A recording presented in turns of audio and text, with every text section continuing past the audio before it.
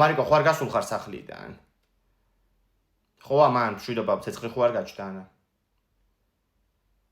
კაი, ხო, აღარ მესმის შენი ხმა წყდება ეხლა. ხო, არ იჭერს. სტიკერს მოგცემ მეშინ. როგორ მეშინია ხოლმე კაცო ამის სახში მარტო დატოვება რა. შინადგილეს მე შემეშინდებოდა ინგა. 4 ცეცხლის გაჩინა, 2 დატბორილი მეზობელი და 1 გატეხილი კოდანია ომარიკოს ანგარიშზე. მაგიტო ვარ სულ დაფეთებული ხო? What do you want to eat? ეს ამდენი ინდოელი რა უბედურებაა კაცო. იქით კიდევ არაბები და ისინი იდგნენ კაცო ირანელები ჯგუფად ხო? არ ქართულ მოყოფილო ქალბატონო. როგორ არ ვარ ქალბატონო, ჩემ გვერდზე ცხოვრობენ ინდოელები კორპუსში, გვერდზებინაში, თავიდან ნორმა იქირავა და ეხლა 14 ცხოვრობენ. ან როგორ ეტევიან იმ ოთახიანში მე არ ვიცი.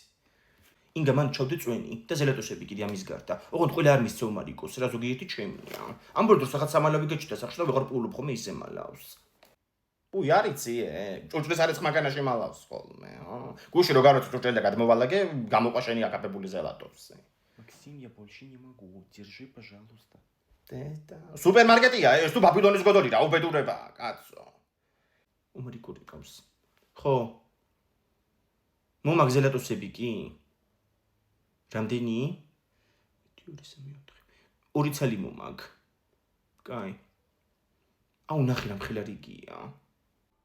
მე რა ხო იცი რაც უნდა გნეჟაკეთ თულა გერ წამომიყია. ამოიდე მიდი მუცოში დაგვითმობენ გზას. მიდი.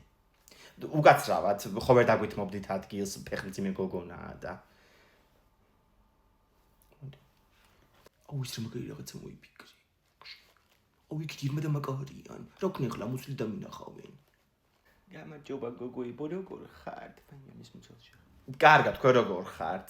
კარგად, ვაიმე ძალიან ცხელა დღეს, ხო? ხო, დღეს გამოაცხადეს ტელევიზორში, რომ ამ სიცხეებმა ფეხების დასიება იცისო, ხო, და მუცლის.